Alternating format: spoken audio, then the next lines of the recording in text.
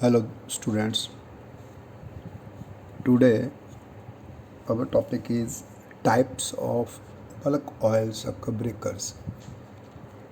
ਇਹਦੇ ਅੰਡਰ ਆਪਾਂ ਪੜਾਂਗੇ ਕਿ ਆਇਲ ਸਰਕਟ ਬ੍ਰੇਕਰ ਦੇ ਵਿੱਚ ਜਿਹੜਾ ਬਲਕ ਆਇਲ ਸਰਕਟ ਬ੍ਰੇਕਰ ਹੈ ਇਹਦੀਆਂ ਕਿੰਨੀਆਂ ਟਾਈਪਸ ਹੁੰਦੀਆਂ ਹੈਗੀਆਂ, ਕਿੰਨੇ ਟਾਈਪ ਦੇ ਆਪਾਂ ਜਿਹੜੇ ਬਲਕ ਆਇਲ ਸਰਕਟ ਬ੍ਰੇਕਰ ਸਿਸਟਮ ਦੇ ਵਿੱਚ ਯੂਜ਼ ਕਰਦੇ ਹਾਂ। ਇਹ ਅੱਜ ਦਾ ਆਪਣਾ ਟੌਪਿਕ ਹੈ। ਹੁਣ ਦੇਖੋ ਬਲਕ ਆਇਲ ਸਰਕਟ ਬ੍ਰੇਕਰਸ ਕੀ ਹੁੰਦੇ ਆ। ਕਹਿੰਦਾ in the circuit breakers large quantity of oil is used. ਮਤਲਬ ਜਿਹੜੇ ਸਰਕਟ ਬ੍ਰੇਕਰਸ ਦਾ ਜਿਹਦਾ ਬਲਕ ਤੋਂ ਹੀ ਮਤਲਬ ਆਪਾਂ ਨੂੰ ਕਲੀਅਰ ਹੋ ਜਾਂਦਾ ਕਿ ਇਹਦੇ ਵਿੱਚ ਆਇਲ ਜਿਹੜਾ ਯੂਜ਼ ਕਰਦੇ ਹਾਂ ਆਪਾਂ ਆਇਲ ਸਰਕਟ ਬ੍ਰੇਕਰ ਦੇ ਵਿੱਚ ਬਹੁਤ ਜ਼ਿਆਦਾ ਕੁਆਂਟਿਟੀ ਵਿੱਚ ਯੂਜ਼ ਕੀਤਾ ਜਾਂਦਾ ਹੈਗਾ। ਕਹਿੰਦਾ the oil has to serve two purposes. ਹੁਣ ਜਿਹੜਾ ਆਇਲ ਆ ਉਹ ਦੋ ਪਰਪਸ ਜਿਹੜੇ ਆ ਉਹਦੇ ਸੋਲਵ ਕਰਦਾ ਹੈਗਾ। ਕਹਿੰਦਾ firstly it extinguishes the arc during the opening of contacts। ਕਹਿੰਦਾ ਇਹ ਐਕਸਟਿੰਗੁਇਸ਼ ਕਰਦਾ ਹੈਗਾ, ਖਤਮ ਕਰਦਾ ਹੈਗਾ ਆਰਕ ਨੂੰ ਕਦੋਂ, ਜਦੋਂ ਕੰਟੈਕਟਸ ਜਿਹੜੇ ਓਪਨ ਹੁੰਦੇ। ਮਤਲਬ ਆਇਲ ਦਾ ਪਹਿਲਾ ਪਰਪਸ ਹੈ ਆਰਕ ਨੂੰ ਕੁਇੰਚ ਕਰਨਾ। ਜਿਹੜੇ ਬਲਕ ਆਇਲ ਸਰਕਟ ਬ੍ਰੇਕਰ ਦੇ ਵਿੱਚ ਜਿਹੜਾ ਆਇਲ ਆਪਾਂ ਜ਼ਿਆਦਾ ਯੂਜ਼ ਕਰਦੇ ਹਾਂ ਉਹਦਾ ਪਹਿਲਾ ਪਰਪਸ ਹੈਗਾ ਕਿ ਉਹ ਮਤਲਬ ਕੁਇੰਚ ਕਰਦਾ, ਠੰਡਾ ਕਰਦਾ ਹੈਗਾ ਆਰਕ ਜਦੋਂ ਪੈਦਾ ਹੁੰਦੀ ਹੈ। ਦੂਜਾ and secondly it insulates the current conducting parts from one another and from the earth tank। ਹੁਣ ਜਿਹੜਾ ਸਰਕਟ ਬ੍ਰੇਕਰ ਹੈ ਇੱਕ ਲੋਹੇ ਦੇ ਟੈਂਕ ਦੇ ਵਿੱਚ ਇਹ ਸਰਕਟ ਬ੍ਰੇਕਰ ਜਿਹੜਾ ਕੰਟੈਕਟਸ ਜਿਹੜੇ ਮੂਵਿੰਗ ਕੰਟੈਕਟ ਅਤੇ ਫਿਕਸ ਕੰਟੈਕਟ ਜਿਹੜੇ ਇੱਕ ਟੈਂਕ ਦੇ ਵਿੱਚ ਜਿਹੜੇ ਹੁੰਦੇ ਆ। ਕਹਿੰਦਾ ਇੱਕ ਤਾਂ ਉਹਨੂੰ ਜਿਹੜਾ ਮਤਲਬ ਆਈਸੋਲੇਟ ਕਰਦਾ, ਇੰਸੂਲੇਟ ਕਰਦਾ ਹੈਗਾ, ਅਤੇ ਇੱਕ ਜਿਹੜੇ ਕੰਡਕਟਰਸ ਹੈਗੇ ਆ, ਦੋ ਕੰਡਕਟਿੰਗ ਪਾਰਟਸ ਹੈਗੇ ਜਿਹੜੇ ਵੀ ਉਹਨਾਂ ਨੂੰ ਆਪਸ ਦੇ ਵਿੱਚ ਵੀ ਉਹ ਜਿਹੜਾ ਆਈਸੋਲੇਟ ਕਰਦਾ, ਇੰਸੂਲੇਟ ਕਰਦਾ ਹੈਗਾ। ਮਤਲਬ ਦੋ ਪਰਪਸ ਇਹ ਸੋਲਵ ਕਰਦਾ ਹੈਗਾ ਸਾਡਾ ਜਿਹੜਾ ਆਇਲ ਹੈ। ਫਸਟ ਹੈਗਾ ਕਿ ਕਹਿੰਦਾ ਜਿਹੜਾ ਇਹ ਆਰਕ ਨੂੰ ਖਿੰਚ ਕਰਦਾ ਹੈਗਾ, ਅਤੇ ਦੂਜਾ ਪਰਪਸ ਕੀ ਸੋਲਵ ਕਰਦਾ ਕਿ ਜਿਹੜੇ ਇੰਸੂਲੇਸ਼ਨ ਪ੍ਰੋਵਾਈਡ ਕਰਦਾ ਹੈਗਾ ਅਰਥ ਟੈਂਕ ਨੂੰ, ਕੰਡਕਟਿੰਗ ਮਟੀਰੀਅਲ ਦੇ ਜਿਹੜੇ ਅੰਦਰ ਕੰਟੈਕਟਸ ਹੈਗੇ ਉਹਨਾਂ ਤੋਂ ਉਹਨੂੰ ਇੰਸੂਲੇਟ ਕਰਦਾ ਹੈਗਾ। ਹੁਣ ਇਹਦੇ ਵਿੱਚ ਫਰਦਰ ਕੀ ਆ, ਕਹਿੰਦਾ ਦੇਖੋ ਜਿਹੜੇ ਟਾਈਪਸ ਹੈਗੇ ਆ। ਕਹਿੰਦਾ such circuit breakers may be classified into ਦੋ ਪਾਰਟਸ ਦੇ ਵਿੱਚ ਕਹਿੰਦਾ ਆਪਾਂ ਇਹਨੂੰ ਕਲਾਸੀਫਾਈ ਕਰ ਸਕਦੇ ਹਾਂ। ਕਿਹੜਾ ਪਹਿਲਾ plain break oil circuit breaker, ਅਤੇ ਦੂਜਾ ਹੈ arc control oil circuit breakers. Plain break ਅਤੇ ਆਰਕ ਕੰਟਰੋਲ। ਪਲੇਨ ਬ੍ਰੇਕ ਦੇ ਵਿੱਚ ਆਰਕ ਦਾ ਕੋਈ ਪਰਪਸ ਨਹੀਂ ਹੁੰਦਾ, ਬਸ ਸਿੰਪਲੀ ਕੰਟੈਕਟਸ ਓਪਨ ਹੁੰਦੇ ਆ ਅਤੇ ਆਇਲ ਜਿਹੜਾ ਉਹਨੂੰ ਖਤਮ ਕਰਦਾ ਆਰਕ ਨੂੰ, ਜਿਹੜਾ ਜਦੋਂ ਆਰਕ ਪ੍ਰੋਡਿਊਸ ਹੁੰਦੀ ਆ। ਅਤੇ ਦੂਜੇ ਵਿੱਚ ਆਰਕ ਜਿਹੜੀ ਆ ਉਹ ਕੁਇੰਚ ਕਰਨ ਦੇ ਵਿੱਚ ਵੀ ਸਾਡੀ ਹੈਲਪ ਕਰਦੀ ਹੈ ਵੀ ਕਿਸ ਤਰ੍ਹਾਂ ਆਪਾਂ ਉਸ ਆਰਕ ਨੂੰ ਕੰਟਰੋਲ ਕਰਕੇ ਉਹਨੂੰ ਯੂਜ਼ ਕਰਨਾ ਹੈਗਾ ਫॉर ਕੁਇੰਚਿੰਗ ਦਾ ਆਰਕ। ਇਸ ਤਰ੍ਹਾਂ ਇਹ ਦੋ ਹਿੱਸਿਆਂ 'ਚ ਆਪਾਂ ਇਹਨੂੰ ਡਿਵਾਈਡ ਕਰਦੇ ਹੈਗੇ। ਇੱਕ ਹੈ plain break oil circuit breaker ਅਤੇ ਦੂਜਾ ਹੈ ਆਰਕ ਕੰਟਰੋਲ ਆਇਲ ਸਰਕਟ ਬ੍ਰੇਕਰਸ।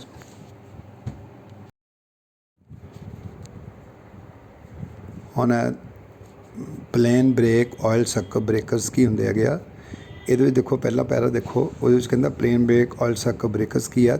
ਕਹਿੰਦਾ ਇਹ plain break oil circuit breaker involves the simple process of separating the contacts under the whole of the oil in the tank. ਮਤਲਬ ਕਹਿੰਦਾ ਕਿ ਜਿਹੜੇ plain break oil circuit breakers ਹੁੰਦੇ ਆ ਇਹਦੇ ਵਿੱਚ ਜਿਹੜੇ ਕੰਟੈਕਟਸ ਆ ਸੈਪਰੇਟ ਹੁੰਦੇ ਆ ਪੂਰੇ ਦੇ ਪੂਰੇ ਟੈਂਕ ਦੇ ਵਿੱਚ ਜਿੰਨਾ ਵੀ ਆਇਲ ਪਿਆ ਹੈ ਉਹਦੇ ਵਿੱਚ ਮਤਲਬ ਸਿੱਧੇ ਸੈਪਰੇਟ ਹੁੰਦੇ ਹੈਗੇ ਆ। ਕਹਿੰਦਾ there is no special system for arc control other than the increase in length caused by the separation of contacts. ਹੁਣ ਇਹਦੇ ਵਿੱਚ ਕਹਿੰਦਾ ਕੋਈ ਸਪੈਸ਼ਲ ਮਤਲਬ ਸਿਸਟਮ ਨਹੀਂ ਆਪਾਂ ਅਡੋਪਟ ਕਰਦੇ ਆਰਕ ਕੰਟਰੋਲ ਲਈ, ਸਿਰਫ ਕੀ ਕਰਦੇ ਹਾਂ ਕਹਿੰਦਾ increase in length caused by the separation of contact. Sir length ਨੂੰ ਇਨਕਰੀਜ਼ ਕਰਦੇ ਹਾਂ। ਜਿਹੜੇ plain break oil circuit break ਹੁੰਦੇ ਆ ਮਤਲਬ ਪੂਰੇ ਟੈਂਕ ਦੇ ਵਿੱਚ ਜਿਹੜੇ ਦੋਨੋਂ ਕੰਟੈਕਟਸ, ਇੱਕ ਮੂਵਿੰਗ ਕੰਟੈਕਟ ਇੱਕ ਫਿਕਸ ਕੰਟੈਕਟ, ਜਦੋਂ ਮੂਵਿੰਗ ਕੰਟੈਕਟ ਮੂਵ ਕਰਦਾ ਹੈਗਾ, ਜਦੋਂ ਫਾਲਟ ਪੈਂਦਾ ਹੈਗਾ ਤਾਂ ਕਹਿੰਦਾ ਉਹਨੂੰ ਟੈਂਕ ਪੂਰੇ ਦੇ ਪੂਰੇ ਆਇਲ ਦੇ ਵਿੱਚ ਉਸ ਮੂਵਿੰਗ ਕੰਟੈਕਟ ਨੂੰ ਆਪਾਂ ਖਿੱਚ ਕੇ ਪਿੱਛੇ ਨੂੰ ਸੈਪਰੇਟ ਕਰਕੇ ਸਿਰਫ ਉਹਦੀ ਆਰਕ ਦੀ ਲੈਂਥ ਇਨਕਰੀਜ਼ ਕਰਦੇ ਹਾਂ। ਸਿਰਫ ਇਹੀ ਕਾਜ਼ ਜਿਹੜਾ ਆਪਾਂ ਯੂਜ਼ ਕਰਦੇ ਹਾਂ ਫॉर ਕੁਇੰਚਿੰਗ ਦਾ ਆਰਕ। ਕਹਿੰਦਾ the arc extinction occurs when a certain critical gap between the contacts is reached. ਹੁਣ ਕਹਿੰਦਾ ਆਪਣੇ ਹੱਥ ਮਤਲਬ ਇਹਦੇ ਵਿੱਚ ਹੋਰ ਕੋਈ ਸਿਸਟਮ ਅਡੋਪਟ ਨਹੀਂ ਕੀਤਾ। ਆਪਾਂ ਕੀ ਕੀਤਾ ਕਿ ਸਿਰਫ ਆਰਕ ਜਿਹੜੀ ਆ ਉਹਦੀ ਲੈਂਥ ਇਨਕਰੀਜ਼ ਕਰਨੀ ਸ਼ੁਰੂ ਕਰ ਦਿੱਤੀ ਔਰ ਇੱਕ ਪਰਟੀਕੂਲਰ ਕ੍ਰਿਟੀਕਲ ਗੈਪ ਜਦੋਂ ਕ੍ਰੀਏਟ ਹੋ ਜਾਊਗਾ ਉਸ ਟਾਈਮ 'ਤੇ ਜਾ ਕੇ ਆਟੋਮੈਟਿਕਲੀ ਜਿਹੜੀ ਸਾਡੀ ਲੈਂਥ ਆ ਉਹ ਜਿਹੜੀ ਆ ਸਾਡੀ ਆਰਕ ਆ ਉਹ ਕੁਇੰਚ ਹੋ ਜਾਏਗੀ। ਇਹ ਮੈਥਡਸ ਆਪਾਂ ਪਹਿਲਾਂ ਪੜ੍ਹ ਚੁੱਕੇ ਹਾਂ ਕਿੱਦਾਂ ਕਿ ਆਰਕ ਨੂੰ ਕਿੱਦਾਂ ਕੁਇੰਚ ਕੀਤਾ ਜਾ ਸਕਦਾ ਬਾਈ ਇਨਕਰੀਜ਼ ਦਾ ਲੈਂਥ ਆਫ ਦਾ ਆਰਕ। ਇਹਦੇ ਵਿੱਚ ਆਪਾਂ ਹੋਰ ਕੁਛ ਨਹੀਂ ਕਰਦੇ, ਸਿਰਫ ਆਰਕ ਦੀ ਲੈਂਥ ਇਨਕਰੀਜ਼ ਕਰਦੇ ਹੈਗੇ ਆ। ਸੈਕੰਡ ਪੈਰੇ ਵਿੱਚ ਕਿੰਨਾ ਉਹਦੀ ਕੰਸਟਰਕਸ਼ਨ ਦੱਸੀ ਥੋੜ੍ਹੀ ਬਹੁਤ ਦੇਖੋ। ਕਹਿੰਦਾ the plain break oil circuit breaker is the earliest type from which all other circuit breakers have develop. मतलब सारे जिन्ने भी हुण तक दे सर्कट ब्रेकर जिहड़े मतलब डिवेलप होए ਉਹਦੇ ਵਿੱਚੋਂ सब तो ਜਿਹੜਾ ਪੁਰਾਣਾ ਸਿਸਟਮ ਹੈਗਾ। It has a very simple construction ਬਹੁਤ ਸਿੰਪਲ ਆ। It consists of fixed and moving contacts enclosed in a strong weather tight earth tank containing oil into a certain level and air cushion above the oil level। मैं अगले slide ਦੇ ਆਪਾਂ ਤੁਹਾਨੂੰ ਇਹਦੇ ਵਿੱਚ detail 'ਚ ਵੀ ਦਿਖਾਉਣਾ। ਕਹਿੰਦਾ ਇੱਕ ਕੁਛ ਨਹੀਂ ਹੈ, ਸਿੰਪਲੀ ਕਹਿੰਦਾ ਕੰਸਟਰਕਸ਼ਨ ਸਿੰਪਲ ਬਹੁਤ ਆ ਕਿ ਇੱਕ ਟੈਂਕ ਦੇ ਵਿੱਚ ਆਪਾਂ ਫਿਕਸਡ ਤੇ ਮੂਵਿੰਗ ਕੰਟੈਕਟਸ ਜਿਹੜੇ ਆ ਬੰਦ ਕੀਤੇ ਹੋਏ ਆ, ਮਤਲਬ ਫਿਕਸ ਕੀਤੇ ਹੋਏ ਆ, ਤਾਂ ਉਹਨੂੰ ਜਿਹੜਾ 에ਅਰ ਟਾਈਟ ਕੀਤਾ ਹੋਇਆ ਉਸ ਪੂਰੇ ਟੈਂਕ ਨੂੰ, ਤੇ ਇੱਕ ਪਾਰਟੀਕੂਲਰ ਲੈਵਲ ਤੱਕ ਆਪਾਂ ਉਹਦੇ ਵਿੱਚ ਆਇਲ ਫਿਲ ਕਰ ਦਿੰਦੇ ਆ ਤੇ ਉਸ ਦੇ ਉੱਪਰਲੇ ਪਾਸੇ ਜਿਹੜਾ 에ਅਰ ਕੁਸ਼ਨ ਬਣਾ ਕੇ ਰੱਖਦੇ ਆ। ਮਤਲਬ ਇਹਦੇ ਵਿੱਚ ਸਿੰਪਲੀ ਤਿੰਨ ਚੀਜ਼ਾਂ ਮੇਨ ਹੈ, ਇੱਕ ਟੈਂਕ ਹੈ, ਇੱਕ ਫਿਕਸ ਕੰਟੈਕਟ ਹੈ, ਇੱਕ ਮੂਵਿੰਗ ਕੰਟੈਕਟ ਹੈ। ਠੀਕ ਹੈ ਜੀ। ਜਿਹੜਾ ਫਿਕਸ ਕੰਟੈਕਟ ਤੇ ਮੂਵਿੰਗ ਕੰਟੈਕਟ ਇਹ ਇੱਕ ਆਇਲ ਟੈਂਕ ਦੇ ਵਿੱਚ ਮਤਲਬ ਆਪਾਂ ਫਿਕਸ ਕੀਤੇ ਹੋਏ ਆ, ਮਤਲਬ ਫਿੱਟ ਕੀਤੇ ਹੋਏ ਆ। ਮੂਵਿੰਗ ਕੰਟੈਕਟ ਮੂਵ ਕਰਦਾ ਹੈਗਾ ਤੇ ਫਿਕਸ ਕੰਟੈਕਟ ਜਿਹੜਾ ਉਹ ਫਿਕਸ ਰਹਿੰਦਾ ਹੈਗਾ। ਇਹਦੇ ਵਿੱਚ ਮੇਨ ਚੀਜ਼ ਇਹ ਹੈ। ਕਹਿੰਦਾ the air cushion provides sufficient room to allow for the reception of arc gases without the generation of unsafe pressure is in the dome of the circuit breaker। ਹੁਣ ਕਹਿੰਦਾ ਕਿ ਜਿਹੜਾ ਸਰਕਟ ਬ੍ਰੇਕਰ ਅੱਗੇ diagram ਦਿਖਾਉਣਾ ਤੁਹਾਨੂੰ। ਕਹਿੰਦਾ ਹੁਣ ਜਿਹੜਾ ਸਰਕਟ ਬ੍ਰੇਕਰ ਉਹ ਉੱਪਰਲਾ ਡੋਮ ਜਿਹੜਾ ਬਣਿਆ ਹੁੰਦਾ, ਉੱਪਰਲਾ ਪੋਰਸ਼ਨ ਆ, 에ਅਰ ਕੁਸ਼ਨ ਸਿਰਫ ਕੀ ਕਰਦਾ, ਉਹਦੇ ਵਿੱਚ ਮਤਲਬ ਉਹਨੂੰ ਜਿਹੜੀ ਗੈਸਿਸ ਜਨਰੇਟ ਹੁੰਦੀਆਂ ਆਰਕ ਦੇ ਆਲੇ ਦੁਆਲੇ ਜਿਹੜੀ ਆ ਟਰਬੂਲੈਂਸ ਇਫੈਕਟ ਕਰਕੇ ਜਿਹੜੀਆਂ ਗੈਸਿਸ ਜਨਰੇਟ ਹੁੰਦੀਆਂ, ਜਿਹੜੀਆਂ ਗੈਸਿਸ ਨੂੰ ਉਹ ਪਾਰਟੀਕੂਲਰ ਜਗ੍ਹਾ ਗੈਪ ਦੇ ਦਿੰਦਾ ਹੈਗਾ, ਉਹਦੇ ਵਿੱਚ ਆਪਾਂ ਉਹਨੂੰ ਰਿਸੀਵ ਕਰਦੇ ਹੈਗੇ ਜਿਹੜਾ ਕੁਸ਼ਨ 에ਅਰ ਕੁਸ਼ਨ ਪੋਰਸ਼ਨ ਬਣਿਆ, ਤਾਂ ਕਿ ਕੋਈ ਉਹ ਮਤਲਬ ਉਹਦੇ ਵਿੱਚ ਪ੍ਰੈਸ਼ਰ ਨਾ ਐਕਸਟਰਾ ਪ੍ਰੈਸ਼ਰ ਜਨਰੇਟ ਹੋ ਕੇ ਜਿਹੜਾ ਮਤਲਬ ਕੋਈ ਸ਼ੌਕ ਨਾ ਲੱਗੇ। ਕਹਿੰਦਾ it also absorb the mechanical ਸ਼ੌਕ। ਉਹੀ ਜਿਹੜੀ ਮੈਂ ਗੱਲ ਕਰਦਾ ਕਿ ਜਿਹੜੇ ਅਪਵਰਡ ਆਇਲ ਜਿਹੜਾ ਮੂਵਮੈਂਟ ਹੁੰਦੀ ਆ ਉਹਨੂੰ ਇਹ ਅਬਜ਼ੋਰਬ ਕਰਨ। ਕਿਉਂਕਿ ਦੇਖੋ ਪਾਰਟੀਕੂਲਰ ਜਗ੍ਹਾ ਦੇ ਵਿੱਚ ਆਪਾਂ ਆਇਲ ਫਿਲ ਕੀਤਾ ਹੋਇਆ, ਉੱਪਰਲੇ ਪਾਸੇ 에ਅਰ ਕੁਸ਼ਨ ਆ। ਹੁਣ ਜਿਹੜਾ ਆਇਲ ਹੈ ਉਹਦੇ ਵਿੱਚ ਹੀ ਸਾਡੀ ਆਰਕ ਜਨਰੇਟ ਹੋਈ, ਆਰਕ ਦੇ ਕਰਕੇ ਗੈਸਿਸ ਬਣੀਆਂ, ਗੈਸਿਸ ਨੇ ਜਗ੍ਹਾ ਲੈਣੀ ਆ। ਉਹ ਜਗ੍ਹਾ ਕਿੱਥੋਂ ਲੱਗੀ? ਗੈਸਿਸ ਉਹ ਜਿੱਥੇ ਜਨਰੇਟ ਹੋਈਆਂ ਆਰਕ ਦੇ ਆਲੇ ਦੇ ਉੱਥੋਂ ਨਿਕਲ ਕੇ ਉੱਪਰਲੇ ਪਾਸੇ ਕੁਸ਼ਨ ਵਾਲੇ ਪਾਸੇ ਆਉਣਗੀਆਂ ਤੇ ਸਾਡਾ ਜਿਹੜਾ ਸਰਕਟ ਬ੍ਰੇਕਰ ਉਹ ਸੇਫ ਹੋ ਜਾਏਗਾ, ਮਕੈਨੀਕਲ ਸ਼ੌਕ ਤੋਂ ਬਚ ਜਾਏਗਾ। ਇਸ ਕਰਕੇ ਆਪਾਂ ਉੱਪਰਲੇ ਪਾਸੇ ਉਹਦੇ 에ਅਰ ਕੁਸ਼ਨ ਜਿਹੜਾ ਉਹ ਬਣਾਈਦਾ ਹੈਗਾ। ਇਸ ਤਰ੍ਹਾਂ ਇਹ ਜਿਹੜਾ plain break oil circuit breaker ਦੀ ਕੰਸਟਰਕਸ਼ਨ ਹੈਗੀ ਆ। ਹੁਣ ਦੇਖੋ ਫਿਗਰ ਦੇ ਵਿੱਚ ਬਿਲਕੁਲ ਕਲੀਅਰ ਦਿਖਦਾ ਪਿਆ। ਪਹਿਲਾਂ ਫਿਗਰ ਸਮਝੋ ਨੂੰ, ਫਿਗਰ ਨੂੰ ਚੰਗੀ ਤਰ੍ਹਾਂ ਦੇਖੋ ਧਿਆਨ ਨਾਲ। ਹੁਣ ਆਪਾਂ ਇਹਦੇ ਥੱਲੇ ਪਾਸੇ ਸ਼ੁਰੂ ਕਰਦੇ ਹਾਂ। ਦੇਖੋ ਫਿਗਰ ਦੇ ਥੱਲੇ ਪਾਸੇ ਰਾਈਟ ਸਾਈਡ 'ਤੇ ਸਾਰਾ ਕੁਝ ਲਿਖਿਆ ਕੀ ਹੈਗਾ ਇਹ। ਇਹਦੇ ਵਿੱਚ ਦੇਖੋ ਇੱਕ ਹੈ ਆਇਲ, ਬਲੂ ਕਲਰ ਤੱਕ ਦਾ ਆਇਲ ਫਿਲ ਕੀਤਾ ਹੋਇਆ। ਉਸ ਤੋਂ ਉੱਪਰ ਹੁੰਦਾ ਮੂਵਿੰਗ ਕੰਟੈਕਟ। ਦੇਖੋ ਮੂਵਿੰਗ ਕੰਟੈਕਟ ਜਿਹੜਾ ਇੱਕ ਮਤਲਬ ਸਟ੍ਰਿਪ ਟਾਈਪ ਬਣੀ ਹੋਈ ਆ, ਉਹਦੇ 'ਤੇ ਦੋ ਕੰਟੈਕਟਸ ਬਲੈਕ ਲੱਗੇ ਥੱਲੇ ਪਾਸੇ, ਤਾਂ ਉਹਦੇ ਸੈਂਟਰ ਦੇ ਵਿੱਚ ਦੇਖੋ ਇੱਕ ਰੋਡ ਜਾਂਦੀ ਉੱਪਰ ਨੂੰ, ਜਿਹੜੀ ਕਿ ਸਰਕਟ ਬ੍ਰੇਕਰ ਦੇ ਬਾਹਰਲੇ ਪਾਸੇ ਨਿਕਲਦੀ ਜਾ ਕੇ। ਠੀਕ ਆ। ਜਿਹੜੀ ਇਹ ਰੋਡ ਆ ਇਹਦੇ ਨਾਲ ਆਪਾਂ ਮੂਵਿੰਗ ਕੰਟੈਕਟ ਨੂੰ ਅਪ ਐਂਡ ਡਾਊਨ ਜਿਹੜਾ ਉਹ ਮੂਵ ਕਰ ਸਕਦੇ ਹਾਂ ਮੈਨੂਅਲੀ ਵੀ, ਤਾਂ ਜਾਂ ਜਦੋਂ ਆਰਕ ਇੰਡਿਊਸ ਹੁੰਦੀ ਆ ਉਦੋਂ ਇਹ ਆਟੋਮੈਟਿਕਲੀ ਮੂਵ ਕਰਦਾ ਡਿਊ ਟੂ ਰਿਲੇਜ਼ ਐਕਸੈਕਟਰਾ ਜੋ ਆਪਾਂ ਐਗਜ਼ਿਲਰੀਜ਼ ਲਗਾਈਆਂ ਉਹਦੇ ਨਾਲ ਇਹ ਮੂਵਮੈਂਟ ਹੁੰਦੀ ਹੈ ਇਹਦੀ ਅਪ ਐਂਡ ਡਾਊਨ। ਜਿਹੜਾ ਥਰਡ ਮੂਵਿੰਗ ਕੰਟੈਕਟ ਹੈਗਾ, ਹੌਰੀਜ਼ੌਂਟਲ ਸਟ੍ਰਿਪ ਬਣੀ ਆ, ਉਹਦੇ 'ਤੇ ਦੋ ਪੁਆਇੰਟਸ ਬਣੇ ਜਿੱਥੇ ਮੂਵਿੰਗ ਕੰਟੈਕਟ ਲਿਖਿਆ। ਇੱਕ ਕੰਟੈਕਟ ਜਿੱਦਾਂ ਜਿੱਥੇ ਐਰੋ ਬਣਿਆ ਉਹ ਇੱਕ ਕੰਟੈਕਟ ਹੈ, ਉਹਦੇ ਥੱਲੇ ਪਾਸਿਓਂ ਕੰਡਕਟਿੰਗ ਮਟੀਰੀਅਲ ਦੀ ਰੋਡ ਦੇ ਨਾਲ ਦੂਜੇ ਪਾਸੇ ਫਿਰ ਕੰਟੈਕਟ ਬਣਿਆ, ਅਤੇ ਸੈਂਟਰ ਦੇ ਵਿੱਚ ਇੰਸੂਲੇਟਿੰਗ ਰੋਡ ਆ ਜਿਹੜੀ ਕਿ ਉਹਨੂੰ ਉੱਪਰ ਤੱਕ ਲੈ ਕੇ ਜਾਂਦੀ ਹੈਗੀ ਅਪ ਐਂਡ ਡਾਊਨ ਮੂਵ ਕਰਾਉਣ ਲਈ। ਉਸ ਤੋਂ ਬਾਅਦ ਦੇਖੋ ਦੋ ਬਲੈਕ ਲਾਈਨਸ ਲੱਗੀਆਂ ਹੋਈਆਂ ਦੋਨੇ ਪਾਸੇ, ਦੋਨੇ ਕੰਟੈਕਟਸ ਦੇ ਸੈਂਟਰ ਵਿੱਚ, ਜਿਹਨੂੰ ਕਿ ਆਪਾਂ ਆਰਕ ਕਹਿੰਦੇ ਹਾਂ। ਥੱਲਿਓਂ ਤੀਜਾ ਵਰਡ ਆਰਕ। ਇਹ ਆਰਕ ਇੰਡਿਊਸ ਹੋਈ, ਸਰਕਟ ਬ੍ਰੇਕਰ ਇਸ ਵੇਲੇ ਜਿਹੜਾ ਉਹ ਆਰਕਿੰਗ ਕੰਡੀਸ਼ਨ ਦੇ ਵਿੱਚ ਚੱਲ ਰਿਹਾ। ਅਤੇ ਉੱਪਰਲੇ ਪਾਸੇ ਦੇਖੋ ਲਿਖਿਆ ਫਿਕਸ ਕੰਟੈਕਟ, ਜਿਹੜਾ ਉਸ ਤੋਂ ਚੌਥਾ ਪੁਆਇੰਟ ਆ ਉਹ ਹੈ ਫਿਕਸ ਕੰਟੈਕਟ। ਦੋਨੇ ਪਾਸੇ ਦੋ ਬਣੇ ਹੋਏ ਆ, ਇੱਕ ਪਾਸੇ ਇਨਕਮਿੰਗ ਆ ਰਹੀ ਹੈ, ਇੱਕ ਪਾਸਿਓਂ ਆਊਟਗੋਇੰਗ ਜਾ ਰਹੀ ਹੈਗੀ ਆ। ਮਤਲਬ ਤੁਸੀਂ ਕਹਿ ਲਓ ਜਿੱਥੋਂ ਕੰਡਕਟਰ ਉੱਪਰ ਟੌਪ ਦੇ ਉੱਪਰ ਲਿਖਿਆ ਕੰਡਕਟਰ ਨਾ, ਇੱਥੋਂ ਮੰਨ ਲਓ ਕਰੰਟ ਸਪੋਜ਼ ਕਰੋ ਕਰੰਟ ਆ ਰਿਹਾ ਅਤੇ ਮੂਵਿੰਗ ਕੰਟੈਕਟਰ ਦੇ ਵਿੱਚੋਂ ਦੀ ਹੋਏ ਕਰੰਟ ਜਿਹੜਾ ਦੂਜੇ ਪਾਸੇ ਤਾਂ ਨਹੀਂ ਬਾਹਰ ਜਾ ਰਿਹਾ। ਹੁਣ ਇਸ ਤੋਂ ਬਾਅਦ ਆ ਗਿਆ ਬੁਸ਼ਿੰਗ ਦਾ ਹੁੰਦਾ ਕਿ ਜਿਹੜੇ ਸਾਡੇ ਉਸ ਟੈਂਕ ਤੋਂ ਅਸੀਂ ਉਹਨੂੰ ਆਈਸੋਲੇਟ ਕਰਨ ਲਈ ਬੁਸ਼ ਲਗਾਏ ਜਾਂਦੇ ਆ। ਬੁਸ਼ ਲਗਾ ਕੇ ਆਪਾਂ ਉਹਦੀ ਫਿਕਸਿੰਗ ਕੀਤੀ ਹੈ ਕੰਡਕਟਰ ਦੀ, ਅਤੇ ਟੌਪ ਦੇ ਉੱਪਰ ਆ ਗਿਆ ਕੰਡਕਟਰ। ਇਸ ਤਰ੍ਹਾਂ ਇਹ ਬਲਕ ਆਇਲ ਸਰਕਟ ਬ੍ਰੇਕਰ, ਇਹਨੂੰ ਕਹਿੰਦੇ plain break bulk oil circuit breaker. Plain break ਮਤਲਬ ਇਹਦੇ ਵਿੱਚ ਆਰਕ ਦਾ ਕੋਈ ਆਪਾਂ ਕੰਟਰੋਲ ਨਹੀਂ ਹੈਗਾ ਆਪਣੇ ਕੋਲ, ਸਿਰਫ ਆਪਾਂ ਕੀ ਕਰਦੇ ਹਾਂ ਪੂਰੇ ਸਿਸਟਮ ਦੀ ਆਰਕ ਦੀ ਲੈਂਥ ਨੂੰ ਇਨਕਰੀਜ਼ ਕਰਦੇ ਹਾਂ, ਮੂਵਿੰਗ ਕੰਟੈਕਟ ਨੂੰ ਥੱਲੇ ਨੂੰ ਮੂਵ ਕਰੀ ਜਾਂਦੇ ਹਾਂ, ਅਤੇ ਜਿੱਥੇ ਜਾ ਕੇ ਪਾਰਟੀਕੂਲਰ ਗੈਪ ਇੱਕ ਕ੍ਰਿਟੀਕਲ ਗੈਪ ਆਏਗਾ ਉੱਥੇ ਜਾ ਕੇ ਆਟੋਮੈਟਿਕਲੀ ਆਰਕ ਜਿਹੜੀ ਆ ਸਾਡੀ ਉਹ ਖਤਮ ਹੋ ਜਾਏਗੀ। ਇਸ ਤਰ੍ਹਾਂ ਇਹ ਪਲੇਨ ਬ੍ਰੇਕ ਜਿਹੜਾ सर्किट ब्रेकर है दिखाई दे रहा। हुण आपां नूं पढ़ने की कहंदा the figure shows a double break plain break the figure shows a double break plain oil circuit breaker. Double break का मतलब भी दो पासे कॉन्टैक्ट्स नूं आपां ओपन किया होया। It is called a double breaks because it provides two breaks in series. दो ब्रेक सीरीज़ से लगिया हुई। देखो जिद्दां मैं तुहानूं हुणे समझाउंदा हटिया, एक पासे जिथे लिखिया होया कॉन्टैक्ट्स वगैरह सारिਆਂ ਦੇ ਉਹਦੀ लेबल किया होया वो पासा है, तो दूजा प्लेन वाला पासा खाली वाला पासा, एक राइट तो एक लैफ्ट के पासे दो ब्रेक्स लगदियां हैगियां। कहंदा under normal operating condition the fixed and moving contact remain closed. हुण जदों नॉर्मल सर्किट चल रहा है साडा तो फिक्स ते मूविंग कॉन्टैक्ट जिहड़े दोने आपस जुड़े हुए आ क्लोज है। And the breaker carries the normal circuit current. तो हुण ब्रेकर जिहड़ा इहदे कॉन्टैक्ट्स दे विचों दी सर्किट जिहड़े विचों दी जो नॉर्मल करंट फ्लो करता जो साढ़े सर्किट के फ्लो करेगा। कहता when a fault occurs the moving contacts are pull down by the protective system. हुण कहता जदों फॉल्ट पैंदा हैगा तो जो मूविंग कॉन्टैक्ट्स है उन पुल डाउन थल्ले नूं खिंचिया जाता, थल्ले नूं कीता जांदा हैगा जो साढ़े को मैकेनिज़म लगा होया है सेंटर दे विच। And an arc is struck which vaporise the oil mainly into hydrogen gas. हुण कहंदा जदों आर्क इंड्यूस होई दी हीट दे नाल जिहड़ा गवला ऑयल है वो वेपराइज हुंदा हैगा ते हाइड्रोजन गैस दे विच ओह कन्वर्ट हो जाता है। जिहड़ा पार्टिकल उहदे आले दुआले जिहड़ी आर्क प्रोड्यूस होई उहदे आले दुआले जिहड़ा ऑयल है वो पहलां वेपराइज हुंदा, फिर उहदी गैस बनदी है, गैस बन के उप्पर नूं जांदा हैगा ते वो गैस जिहड़ी हुंदी है हाइड्रोजन गैस जिहड़ी आ जनरेट हुंदी हैगी आ। इस तरह ये प्लेन सर्किट ब्रेकर जिहड़ा इहदी कंस्ट्रक्शन हैगी आ। हुण देखो की कहंदा स्लाइड नूं, कहंदा the arc extinction is facilitated by the following processes. थल्ले तीन प्रोसैस जिहड़े दिखाए हुए उहदे नाल जिहड़ी आर्क जिहड़ी आ ओह क्विंच हुंदी है, ठंडी हुंदी है। किद्दां?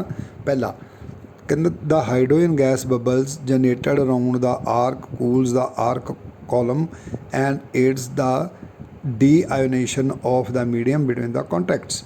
हुण कहंदा कि ਜਿਹੜੇ ਹਾਈਡਰੋਜਨ ਬਬਲਸ ਨੇ ਜਨਰੇਟ ਹੁੰਦੇ ਉਹਦੇ ਆਰਕ ਦੇ ਆਲੇ ਦੁਆਲੇ ਉਹੀ ਜਿਹੜੇ ਆ ਆਰਕ ਨੂੰ ਠੰਡਾ ਕਰਦੇ ਹੈਗੇ ਆ, ਜਿਹੜਾ ਉਹਦੇ ਆਲੇ ਦੁਆਲੇ ਦਾ ਪੋਰਸ਼ਨ ਹੁੰਦਾ ਤੇ ਹੈਲਪ ਕਰਦੇ ਆ deionisation of the medium between the contacts. ਜਿਹੜੀ ਹਾਈਡਰੋਜਨ ਗੈਸ ਉਹ ਆਪਣੇ ਆਪ ਦੇ ਵਿੱਚ ਜਿਹੜੀ ਆ ਕਹਿੰਦਾ ਉਹ ਇੱਕ ਕੂਲਿੰਗ ਗੈਸ ਹੈਗੀ ਆ, ਤਾਂ ਉਹ ਜਿਹੜੀ ਆਰਕ ਨੂੰ ਕੂਲ ਕਰਦੀ ਹੈਗੀ ਹੈ ਤੇ ਡੀਆਇਓਨੇਸ਼ਨ ਕਰਦੀ ਹੈਗੀ ਹੈ ਮੀਡੀਅਮ ਜਿਹੜਾ ਕੰਟੈਕਟਸ ਦੇ ਵਿੱਚ ਆਲੇ ਦੁਆਲੇ ਮੀਡੀਅਮ ਹੁੰਦਾ।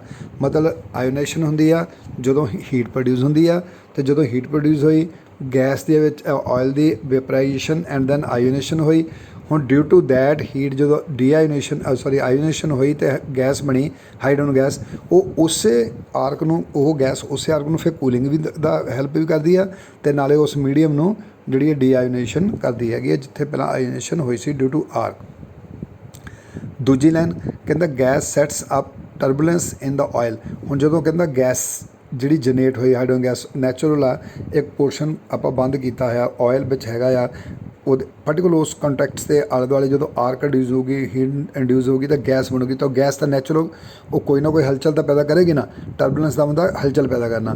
And helps in eliminating the arcing products from the arc path. तो कहता वो जी हलचल की करेगी एलिमिनेट करेगी आर्किंग प्रोडक्ट्स नूं ते फ्रॉम द आर्क पाथ, जिहड़े आर्क दे विच पैदा पाथ बनया होया उत्थों उन्होंने परे नूं हटाउण दी करेगी ऑयल नूं परे नूं करन दी कोशिश करदी है वो गैस जिहड़ी आ।